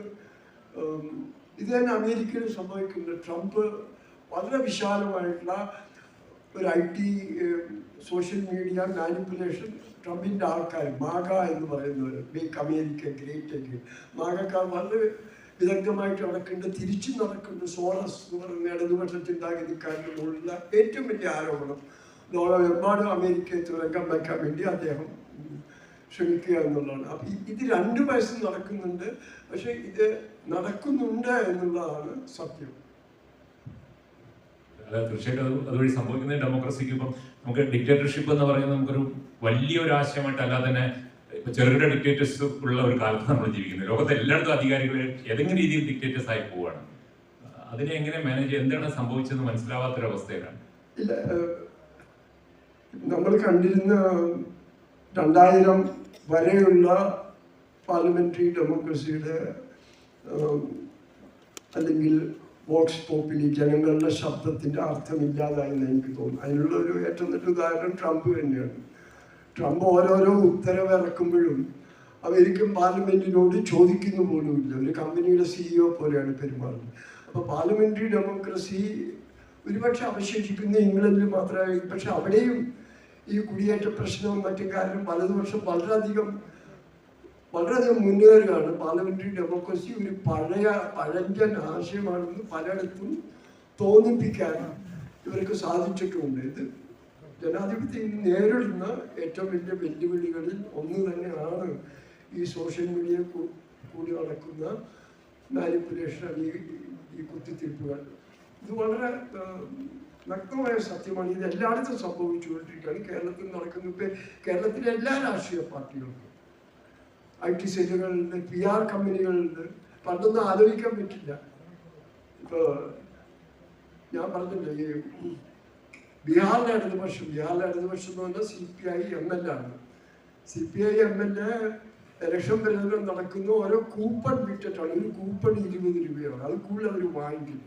അത്തരം ആദർശ ശുദ്ധി വറ്റിരുന്ന ഒരു ഇടതുപക്ഷം നമുക്ക് ഉണ്ടായിരുന്നു. പക്ഷെ ഇന്ന് ഒരുപക്ഷെ PR കമ്പനികളെ മറ്റും ഉപയോഗിച്ചിട്ടാണ് അവർ ആശയ പ്രചാരണം നടത്താൻ മുന്നോട്ട് വരുന്നത്. ഇതൊരു ഗിവണായി എടുത്ത് ഈ കാലഘട്ടത്തിൽ ജീവിക്കണമെങ്കിൽ ഇങ്ങനെ ചെയ്തേ പറ്റൂ എന്നുള്ള ഒരു വിചാരം എല്ലാ രാഷ്ട്രീയ പാർട്ടികൾക്കും വന്നു എന്നാണ് തോന്നുന്നത്. അത് തെറ്റാണ്. കാരണം ജനങ്ങളെ ഒരു പരിധി കൂടി മാനിപ്പുലേറ്റ് ചെയ്തിട്ടുണ്ടെങ്കിൽ അവർ തിരിച്ചടിക്കുക. അത് തന്നെയാണ് ബംഗ്ലാദേശിലും ശ്രീലങ്കയിലും മറ്റും സംഭവിച്ചത്. അത് ഈ വലിയ വിപത്തിനെ ഇവർ മുൻകൂട്ടി കണ്ടുകൊണ്ട് അധികം ഈ ദിശയിൽ സഞ്ചരിക്കില്ല എന്ന് നമുക്ക് വിശ്വസിക്കാം. കൂപ്പണുകൾ പറഞ്ഞപ്പോഴാണ് ഇപ്പൊ നമ്മൾ എങ്ങോട്ടാണ് ഇടതുപക്ഷം പോലും അവരുടെ പണം ഉണ്ടാക്കാൻ ഇപ്പൊ എന്താ ചെയ്തത് നമുക്കറിയാം. നമ്മൾ കേരളത്തിൽ പോലും അടുത്ത ദിവസങ്ങളിൽ ആരൊക്കെയാണ് പണം കൊടുത്തത്, എങ്ങനെയൊക്കെയാണ് പണം വാങ്ങിക്കുന്നത് മനസ്സിലാകുമ്പോൾ അതിന്റെ ഒരു ഓറിയന്റേഷൻ മാറുകയല്ലേ. ലെഫ്റ്റിന്റെ പോലും ഒരു ഓറിയന്റേഷൻ മാറുന്നു എന്നുള്ളതല്ലേ നമ്മുടെ മുന്നിലുള്ളത്. പാവപ്പെട്ട മനുഷ്യരിൽ നിന്ന് ചെറിയ പണം വാങ്ങി അതിനാൽ നിയന്ത്രിക്കപ്പെട്ട പാർട്ടി എന്നുള്ളതിൽ നിന്ന് മറ്റുള്ളവരാൽ നിയന്ത്രിക്കപ്പെടുന്ന ഒരു അവസ്ഥ വരുന്നുണ്ടല്ലോ. അതുണ്ടാക്കുന്ന ഒരു പ്രശ്നം കൂടി നമ്മുടെ മുന്നിൽ ഇല്ലേ? ലെഫ്റ്റിന്റെ ഓറിയന്റേഷൻ മാറി എന്നുള്ളത് സത്യമാണ്. കാരണം ലെഫ്റ്റിന്റെ ഓറിയന്റേഷൻ പോസിറ്റീവായിട്ട് നോക്കുകയാണെങ്കിൽ അത് ക്ഷേമ പദ്ധതികൾക്ക്, വ്യക്തികളുടെ ക്ഷേമത്തിന്, ഈ പെൻഷനുകൾ, ഈ രീതിയിൽ പത്തറുപത് 60-65 ലാക്സ് ആൾക്കാരാണ് കേരളത്തിൽ പെൻഷൻ വാങ്ങിക്കുന്നത്. ഈ രീതിയിൽ അതായത് ഈ കമ്മ്യൂണിസത്തിൽ നിന്ന് സോഷ്യൽ ഡെമോക്രസിയിലേക്കുള്ള ഒരു മാറ്റം വന്നത്. അപ്പൊ അങ്ങനെ മാറിയ ഒരു ലെഫ്റ്റിൽ നിന്ന് പഴയ ആദർശധീരമായ ലെഫ്റ്റിന്റെ പെരുമാറ്റം പ്രതീക്ഷിക്കാൻ പറ്റില്ല എന്നാണ് എനിക്ക് തോന്നുന്നത്. ശരി, എനിക്ക് തോന്നുന്നു കുറച്ച് സമയം കൂടിയുള്ളൂ സാഹിത്യത്തിലേക്ക് തിരിച്ചു വന്നാൽ. മാധവട്ടൻ 20-ാം നൂറ്റാണ്ടിലെ എഴുത്തുകാരനാണ്, ഒരുപക്ഷെ 21-ാം നൂറ്റാണ്ടിലെ എഴുത്തുകാരൻ. ഇന്നും സജീവമായിട്ട് ഭീമച്ചം പോലുള്ള കഥകൾ വരുന്നത് ഇപ്പോൾ അടുത്താണ്. അപ്പൊ 2 തലമുറ, 2 നൂറ്റാണ്ടിന്റെ കാൽനൂറ്റാണ്ട് പിന്നീടാണ് പുതിയ നൂറ്റാണ്ട്. 2 തരം സാഹിത്യം ഉണ്ടാവുകയാണ്. 2 നൂറ്റാണ്ടിലെ സാഹിത്യത്തെ നോക്കിക്കാണുന്നുണ്ട്. പക്ഷെ നമ്മുടെ മലയാള സാഹിത്യത്തിലെ പ്രധാനപ്പെട്ട വലിയ കൃതികളെല്ലാം ഉണ്ടായിട്ടുള്ളത് കഴിഞ്ഞ നൂറ്റാണ്ടിലാണെന്ന് വിശ്വസിക്കുന്ന ആളാണ്. ഇന്നത്തെ സാഹിത്യത്തെ, മലയാള സാഹിത്യത്തെ വളരെയധികം എഴുത്തുകൾ വരുന്നുണ്ട്. എഴുത്തെല്ലാം സാഹിത്യമാണെന്നുള്ള വലിയ ചോദ്യം വരുന്നുണ്ട്. എങ്ങനെയാണ് നോക്കിക്കാണുന്നത്? ഇന്നത്തെ മലയാള സാഹിത്യം എനിക്ക് തോന്നിയിട്ടുള്ള ഉപരിപ്ലവമായ 1-2 കാര്യങ്ങൾ നോവലിലാണ് പ്രധാനം. വായനക്കാരും കൂടുതൽ ഇഷ്ടപ്പെടുന്നത് നോവലുകളാണ്. അപ്പൊ ഇതിന്റെ ഫലമായിട്ട് വലിയ ആഖ്യാനങ്ങൾ വരുന്നതാണ്. ഈ ഒരു വായനക്കാരൻ്റെ ആവശ്യത്തെ പൂർത്തീകരിക്കാനാണ് വളരെയധികം പുസ്തകങ്ങൾ, നോവൽ കഴിഞ്ഞാൽ പിന്നെ ചെറുകഥാ സമാഹാരങ്ങൾക്കാണ് കേരളത്തിൽ ഏറ്റവും കൂടുതൽ ഡിമാൻഡ്. കവിത ഏതാണ്ട് അപ്രത്യക്ഷമായി എന്ന് പറയാം. പുതിയ കവികളെ പറ്റി നമ്മൾ പുതിയ കവിതാ പുസ്തകങ്ങളെ പറ്റി നമ്മൾ വളരെ കുറച്ച് കേൾക്കുന്നുള്ളൂ. അപ്പോൾ ഇന്ന് ഈ വളരെ അധികം ഈ കൃതികൾ പുറത്തു വരുന്നതുകൊണ്ട് ഇതിനൊരു ഗുണപരമായ മാറ്റം ഉണ്ടായേക്കാമെന്ന് ഞാൻ പ്രതീക്ഷിക്കുന്നു. പക്ഷേ വളരെ ശരിയാണ്, 20-ാം നൂറ്റാണ്ടിലെ മലയാളത്തിലെ ബൃഹത് കൃതികൾക്ക് ശേഷം അതിന് പാരം വയ്ക്കാവുന്ന രീതിയിലുള്ള അപൂർവമായിട്ട് വെല്ലെണ്ണാവുന്ന, അത് പേര് പറയുന്നില്ല, വെല്ലെണ്ണാവുന്ന നോവലുകളെ മലയാളത്തിൽ വന്നിട്ടുള്ളൂ. പുതിയ കാലത്ത് മലയാളത്തിൽ സംഭവിച്ച മറ്റൊരു കാര്യം എന്ന് പറഞ്ഞാൽ, ഒരുപക്ഷെ ലോകത്തെ എല്ലായിടത്തും ഒരു സോക്കോൾഡ് ലിറ്റററി ക്രിറ്റിസിസം എന്ന് പറയുന്നത് അപ്രത്യക്ഷമായിക്കൊണ്ടിരിക്കുക. അതിനെങ്ങനെ നോക്കിക്കാണുന്നത്? ഇത് ലിറ്റററി ക്രിറ്റിസിസം കേരളത്തിലും കൃഷ്ണൻ നായർ സാറിൻ്റെ കാലങ്ങൾക്ക് മാറാൻ തുടങ്ങി. കാരണം ലിറ്റററി ക്രിറ്റിസിസത്തിന് ലിറ്റററി ജേർണലിസ്റ്റിലേക്ക് മാറി. ഇതും ഒരുപക്ഷെ ഈ മാർക്കറ്റ് പ്ലേസിൻ്റെ മറ്റും സ്വാധീനം. പിന്നെ ഇന്ന് ലിറ്റററി ക്രിട്ടിക്കിൻ്റെ ആവശ്യകതയില്ല. ഇപ്പോൾ എം ബി പോള് ഈ പുസ്തകം ജീവിതത്തിൽ നിന്ന് ഒരു ഏടാണ്, അതിൻ്റെ വക്കീൽ ചോര പൊടിഞ്ഞുണ്ട് എന്നൊക്കെ പറഞ്ഞപ്പോൾ ബഷീറിൻ്റെ ബാല്യകാല സഖി ഓവർ നൈറ്റ് ഹിറ്റായി. ഇന്ന് അതിൻ്റെ ആവശ്യമില്ല. ഇന്ന് അവർ തന്നെ മിക്കവാറും എഴുത്തുകാർ തന്നെ സെൽഫ് പ്രൊമോഷൻ നടത്തുന്നുണ്ട്. അവർ തന്നെ പോസ്റ്റ് ചെയ്യുന്നുണ്ട്, മറ്റുള്ളവർ സഹായിക്കുന്നുണ്ട്. അവർക്ക് വളരെയധികം റെക്കഗ്നേഷൻസ് ഉണ്ട്, വളരെയധികം സാഹിത്യ ലിറ്റററി ഫെസ്റ്റിവൽസ് ഉണ്ട്, വളരെയധികം അവാർഡുകളുണ്ട്. അപ്പോൾ ഒരു ലിറ്റററി ക്രിട്ടിക്ക് എന്നുള്ളത് ആവശ്യമില്ലാതെ പറഞ്ഞുകൊണ്ടിരിക്കും. ലിറ്റററി ക്രിട്ടിക്കുകളുടെ പോയിന്റ് ഓഫ് വ്യൂ എന്ന് പറയുകയാണെങ്കിൽ ഈ അക്കാദമികമായിട്ട് കേരളത്തിൽ 2 ശക്തമായിട്ടുള്ള നിരൂപണ പദ്ധതികളുണ്ടായിരുന്നു. ഒന്ന് സംസ്കൃതത്തിൽ ഊന്നിയിട്ടുള്ള കുട്ടികൃഷ്ണന്മാരാരും, പിന്നെ ഈ 70-കൾ തൊട്ട് തുടങ്ങിയ ആധുനികതയിലേക്ക് ആധുനിക പാശ്ചാത്യ ചിന്താഗതിയിൽ ഊന്നിയിട്ടുള്ള ലിറ്റററി ക്രിറ്റിസിസം. ഇപ്പോൾ ഇതിൻ്റെ സ്ഥിതി എന്താണെന്ന് വെച്ചാൽ രണ്ടും ഇല്ലാത്ത സ്ഥിതിയാണ്. കാരണം പാശ്ചാത്യ യൂണിവേഴ്സിറ്റികളിൽ പഠിപ്പിക്കുന്നതിൻ്റെ റിഗറോ അതിൻ്റെ കുടങ്കഷതയോ ഒന്നുമില്ലാതെ അവിടുന്ന് ഇവിടുന്ന് എന്തൊക്കെയോ പെറുക്കിയെടുത്ത് തിസീസുകൾ സമർപ്പിച്ച് വീട്ടിലെടുക്കുന്നവരാണ് മിക്കവാറും ഇന്ന് ലിറ്റററി ക്രിറ്റിസമായിട്ട് വരുന്നത്. അപ്പോൾ പഴയ കാലത്ത് ഇപ്പോൾ മാരാരിയോ അല്ലെങ്കിൽ മുണ്ടശ്ശേരിയോ എം പി പോളിനെ പോലെ കേസരി തുടങ്ങിയ വലിയ പാണ്ഡിത്യമുള്ള വ്യക്തികൾ തീർച്ചയായിട്ടും കാണുമായിരിക്കും. പക്ഷെ അവര് രംഗത്ത് വരുന്നില്ല. എന്തായാലും ഒരു ചോദ്യം കൂടി, അക്കാഡമിക് മാനേജേഴ്സ് കോളേജിന്റെ പ്രോഡക്റ്റാണ്. അപ്പോൾ തീർച്ചയായിട്ടും കേരളത്തിലെ വിദ്യാഭ്യാസ രംഗത്ത് എന്താണ് സംഭവിച്ചുകൊണ്ടിരിക്കുന്നത്? നമ്മുടെ വിദ്യാഭ്യാസത്തിന് ഏതെങ്കിലും രീതിയിൽ ഇന്ത്യയിലെ വിദ്യാഭ്യാസ നിലവാരം അല്ലെങ്കിൽ ആഗോള നിലവാരം പലതിനും നമ്മൾ ആഗോളമാണെന്ന്, പക്ഷേ നമ്മുടെ വിദ്യാഭ്യാസത്തിന് എന്തോ പ്രശ്നമുണ്ടോ? ഇതിന് 2 തരത്തിൽ കാണാം. നമ്മുടെ പ്രൈമറി ഹയർ സെക്കൻഡറി വരെയുള്ള വിദ്യാഭ്യാസം എനിക്ക് വളരെ ലോകോത്തരമാണ്. ഉന്നത വിദ്യാഭ്യാസം വളരെ മോശമാണ്. കാരണം അത് യൂണിവേഴ്സിറ്റികളുടെ രാഷ്ട്രീയം, ടീച്ചർമാരുടെ രാഷ്ട്രീയം, യൂണിവേഴ്സിറ്റി ഭരണത്തിൻ്റെ രാഷ്ട്രീയം, ഇതെല്ലാം കഴിഞ്ഞ് അക്കാഡമിക് ആയിട്ടുള്ള കാര്യങ്ങൾ ഏറ്റവും പുറകിലേക്ക് മാറിയിരിക്കുകയാണ്. അപ്പോൾ 10ാം ക്ലാസ് വരെയുള്ള വിദ്യാഭ്യാസം നമ്മൾ വലിയ മുന്നേറ്റം നടത്തിയിരുന്നു. പക്ഷേ ഇന്ത്യയിലെ ഏറ്റവും നല്ല വിദ്യാർത്ഥികൾ കേരളത്തിൽ നിന്നായിരിക്കും ആ ലെവൽ വരെ. പക്ഷേ അതിന് മുകളിലേക്ക് കേരളത്തിൻ്റെ വിദ്യാഭ്യാസം മോശമാണ്. ഇത് മലയാളികൾ ഏറ്റവും ആദ്യം മനസ്സിലാക്കുന്നത് മലയാളികളാണ്. കാരണം നമ്മളെല്ലാം ആദ്യത്തെ ചാൻസിൽ പുറത്തോട്ട് നമുക്ക് അത് മനസ്സിലാക്കാനേ പറ്റില്ല, തിരുത്താൻ പറ്റിയിട്ടില്ല. ഒരുപക്ഷെ എത്ര സമയമാണ് ലോകത്തിലെ ഏത് വിഷയത്തെ കുറിച്ചും സംസാരിക്കാൻ പറ്റുന്ന എഴുത്തുകാരനാണ് NS മാധവൻ. എത്ര വേണമെങ്കിൽ സംസാരിക്കാം, പക്ഷേ ഇവിടെയും സമയപരിമിതിയുണ്ട്. ആകെ പറയാനുള്ളത്, യൗവനത്തിന്റെ തീക്ഷ്ണതയിൽ മമ്മൂട്ടിയെ ആരാധിക്കുന്നു എന്ന് പറഞ്ഞ മാധവനോട് എനിക്ക് പറയാം, മമ്മൂട്ടി ഇപ്പോഴും പുതിയ സിനിമകളെ ഒരുപാട് അഭിനയിക്കുന്നുണ്ട്. NS മാധവൻ ഇനിയും പുതിയ കഥകൾ എഴുതണം, നമ്മളെ വിസ്മയിപ്പിക്കണം, നോവൽ എഴുതണം എന്ന് ആശംസിച്ചുകൊണ്ട് അതിന് കാത്തിരുന്നുകൊണ്ട് നമസ്കാരം. വേദിയിൽ നിന്ന് ആർക്കെങ്കിലും ചോദ്യങ്ങൾ എന്തെങ്കിലും ഉണ്ടെങ്കിൽ ചോദിക്കാം.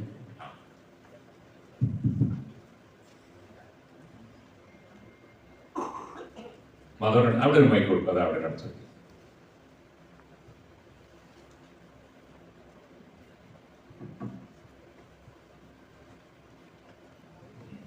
കൗതുകത്തോടെ ശ്രദ്ധിക്കുകയായിരുന്നു. ഒന്നായിരുന്നു ഇതിനിടയിലൊരു പ്രകടമായ വൈരുദ്ധ്യം, സാഹിത്യത്തെപ്പറ്റി പറഞ്ഞതല്ല.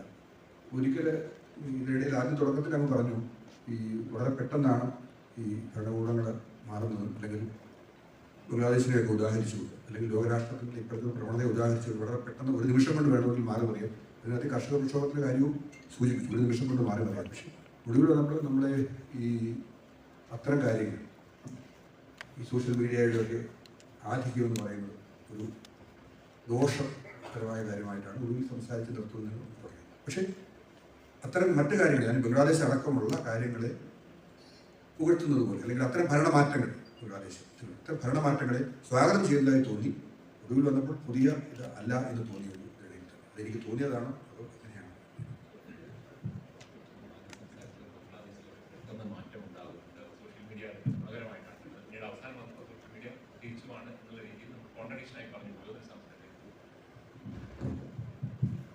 ഇല്ല, അത് വൈരുദ്ധ്യമായിട്ട് കാണുന്നത്. കാരണം ഇന്നത്തെ കാലത്ത് വളരെയധികം ഗ്രേ ഏരിയാസുകളാണ്. ഒരു കാര്യത്തിന് തന്നെ നന്മയുണ്ട്, തിന്മയുണ്ട്, അതിൻ്റെ ഇടയ്ക്കുള്ളതുണ്ട്. ഈ മറ്റേ ബംഗ്ലാദേശിലും മറ്റിടത്തെല്ലാം നടക്കുന്ന ഈ പെട്ടെന്നുള്ള ഭരണമാറ്റങ്ങൾക്ക് പുറകിൽ അത്ര പെട്ടെന്നുള്ളതാണെന്ന് തോന്നില്ല. കാരണം ദീർഘമായ മാനിപ്പുലേഷനും അതിൻ്റെ പുറകിലുള്ള. അപ്പോൾ സോഷ്യൽ മീഡിയ പല രീതിയിലും ഇത് പണ്ട് എലീറ്റിന് മാത്രം, ഈ വരേണ്യവർഗത്തിന് മാത്രം സംസാരിക്കാൻ പറ്റിയിരുന്ന ഒരു കാലഘട്ടത്തിൽ ആണ് നമ്മൾ ജീവിച്ചിരുന്നത്. ഈ സോഷ്യൽ മീഡിയ ഒക്കെ വരുന്നതിന് മുമ്പ്, കേരളത്തിൽ പ്രത്യേകിച്ച് ഫേസ്ബുക്ക് വരുന്നതിന് മുമ്പ്, ഇന്ന് എല്ലാവർക്കും അവരുടേതായ അഭിപ്രായങ്ങൾ പറയാം. ഇത് അത് വലിയ സംഭവമാണ്. അതിനൊപ്പം തന്നെ ഇതിൻ്റെ ശക്തി മുഴുവൻ മാനിപ്പുലേറ്റ് ചെയ്യാൻ വേണ്ടി വലിയ കോർപ്പറേറ്റ് രാഷ്ട്രീയ അധികാര കേന്ദ്രങ്ങൾ ഉപയോഗിക്കുന്നു. ഈ രണ്ടും ഒരു വൈരുദ്ധ്യമില്ല, രണ്ട് യാഥാർത്ഥ്യത്തിൻ്റെ രണ്ട് മുഖങ്ങളാണെന്നാണ് എനിക്ക് തോന്നുന്നത്.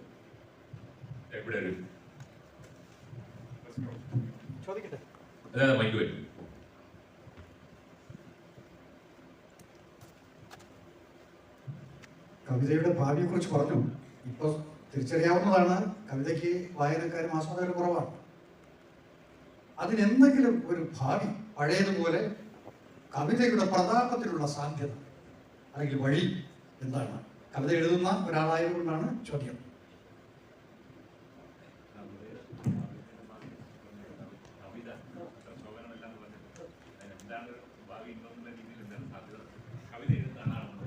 തീർച്ചയായിട്ടും ഭാവിയുണ്ടെന്ന് ഞാൻ വിശ്വസിക്കും. കാരണം എനിക്കിഷ്ടപ്പെട്ടിട്ടുള്ള കവിതകൾ, അടുത്ത കാലത്ത് ഇഷ്ടപ്പെട്ടുള്ള കവിതകളെല്ലാം ഞാൻ വായിച്ചിട്ടുള്ള അച്ചടി മാധ്യമത്തിലല്ല, ഞാൻ വായിച്ചിട്ടുള്ളത് ഇൻ്റർനെറ്റിലാണ്.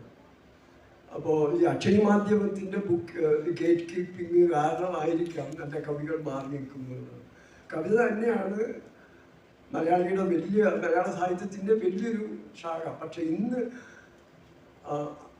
അപ്രത്യക്ഷം, അല്ലെങ്കിൽ അത് കാണുന്നില്ല എന്ന് ഞാൻ പറഞ്ഞുള്ളൂ. ഒരു തിരശ്ശീലയ്ക്ക് പുറകിൽ പോയിരിക്കുകയാണ്. കവികൾക്ക് തീർച്ചയായിട്ടും വലിയൊരു വേദി ഇപ്പോൾ ഈ സോഷ്യൽ മാധ്യമത്തിലോ ബ്ലോഗുകളിലോ കൂടിയൊക്കെ തുറന്നു വിട്ടിട്ടുണ്ട്. ഇമാതിരി കവിത എഴുതി വലിയ ആൾക്കാരൊന്നുമല്ല, പക്ഷേ ഇത് ചില ആസ്വാദകരെങ്കിലും വളരെയധികം നല്ല കവിത വായിക്കുന്നതിൻ്റെ സുഖം ലഭിച്ചിട്ടുണ്ട് എന്ന് ഞാൻ പറയുന്നു.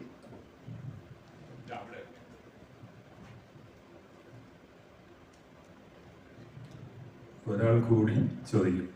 പെട്ടെന്ന് ചുരുങ്ങിയ വാക്കുകളിൽ. സാർ നമസ്കാരം. സാറ് നല്ല എഴുത്തുകാരനാണ്. സാർ ഒരു സിവിൽ സർവീസ് ഉദ്യോഗസ്ഥനായിരുന്നു. ഒരു സർവീസ് സ്റ്റോറി പ്രതീക്ഷിക്കാമോ? സർവീസ് സ്റ്റോറി പ്രതീക്ഷിക്കാമോ? ഇല്ല, കാരണം ഞാൻ എൻ്റെ ശമ്പളം വാങ്ങിച്ചിട്ടുണ്ട്. ഒരു സ്റ്റോറിയും കൂടി എഴുതി എന്തിനാണ്?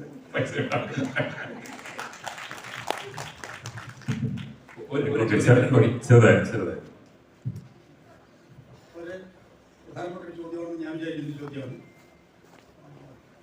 ലോകത്തിൻ്റെ ഒരു ഭാഗത്ത് കുട്ടികൾ മരിച്ചു വീഴുന്നു.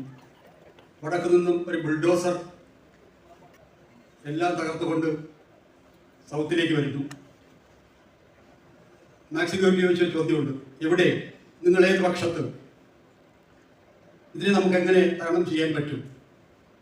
സാറിനെ പോലുള്ളൊരു പ്രശസ്തനായ എഴുത്തുകാരൻ്റെ ഭാഗത്തു നിന്നും ഒരു നിർദ്ദേശവും അതിനുള്ളൊരു മുൻകൈയും ഉണ്ടാകുമോ എന്ന് പറയാം. ഇത് കേരള സമുദായം എഴുത്തുകാരെ വളരെയധികം ബഹുമാനിക്കുന്നൊരു സമുദായമാണ്. അപ്പോൾ എഴുത്തുകാരെ എന്തെങ്കിലും തിരിച്ചു നൽകണമെന്ന് വിശ്വസിക്കുന്ന ഒരാളാണ് ഞാൻ. അപ്പോൾ അതിൻ്റെ അടുത്ത കാലത്ത് ഞങ്ങൾ കുറച്ച് പേര് കണ്ട ഒരു പ്രത്യേകത, ഗാസയിൽ നേരത്തെ പറഞ്ഞ പോലെ കുട്ടികൾ മരിച്ചു വീഴുമ്പോഴും മലയാളികൾ വലിയൊരു വിഭാഗം ആൾക്കാർക്ക്, പ്രത്യേകിച്ച് സമൂഹ മാധ്യമത്തിൽ ഈ മരണങ്ങളെ ആഘോഷിക്കുന്ന ഒരു ദുഷ്പ്രവണത, അതും മതത്തിൻ്റെയും വിഭജനത്തിൻ്റെയും അടിസ്ഥാനത്തിൽ കാണുകയുണ്ടായി. അപ്പോൾ ഈ നേരത്തെ പറഞ്ഞ മലയാളത്തിലെ എഴുത്തുകാർക്കുള്ള സോഷ്യൽ ക്യാപിറ്റൽ ചെലവഴിക്കേണ്ട ഒരു സമയമാണെന്ന് തോന്നുകയും കേരളത്തിൻ്റെ ഒരറ്റം മുതൽ മറ്റേ അറ്റം വരെ ഈ ഗാസയുടെ പേരുകൾ എന്ന് പറഞ്ഞുകൊണ്ട് ഈ മരിച്ചു വീണ 18,000 കുട്ടികളുടെ പേരുകൾ വായിക്കുന്ന ഒരു പരിപാടി സംഘടിക്കുകയുണ്ടായി. അതിന്ന് ഈ ഗാസയിലെ കുട്ടികളെ കൊലപാതകങ്ങളെ ആഘോഷിക്കുന്ന പ്രവണത കുറഞ്ഞിട്ടില്ലെന്നാണ് എൻ്റെ വിശ്വാസം. അപ്പോൾ എഴുത്തുകാരന് ബഹുമാനം സമൂഹം നൽകുന്നുണ്ടെങ്കിൽ സമൂഹത്തിൽ ഇത്തരത്തിൽ ചില രാഷ്ട്രീയ പാർട്ടികൾക്കോ അല്ലെങ്കിൽ മറ്റുള്ളവർക്കോ ഈ NGOകൾക്കോ മറ്റും നടത്താൻ പറ്റാത്ത ചില കാര്യങ്ങളിൽ ഇടപെടേണ്ട സമയത്ത് ഇടപെടണമെന്ന് തന്നെയാണ് ഞാൻ വിശ്വസിക്കുന്നത്. ഇത് അവസാനിപ്പിക്കുകയാണ്. തീർച്ചയായിട്ടും ചോദ്യങ്ങൾ ഒരു വിഷയം ഉണ്ടാവും. സന്തോഷം. കേരളത്തിൻ്റെ പശ്ചാത്തലത്തിൽ എഴുത്തുകാരന് ഒരു വലിയ സോഷ്യൽ ക്യാപിറ്റൽ ഉണ്ട്. ഒരു കൾച്ചർ ലെഫ്റ്റ് എന്ന് പറയുന്നൊരു സ്പേസ് ഉണ്ട്. ആ എഴുത്തുകാരൻ ഇവിടുത്തെ ലെഫ്റ്റ് പൊളിറ്റിക്സിനെ കൂടി തിരുത്താനുള്ള ഉത്തരവാദിത്വം ഏറ്റെടുക്കേണ്ടതുണ്ട്. അത് ഏറ്റെടുക്കാൻ തയ്യാറുള്ള ഒരാളോടാണ് നമ്മൾ സംവദിച്ചെന്ന സന്തോഷത്തോടെ ഞാൻ അവസാനിപ്പിക്കും. താങ്ക്സ്.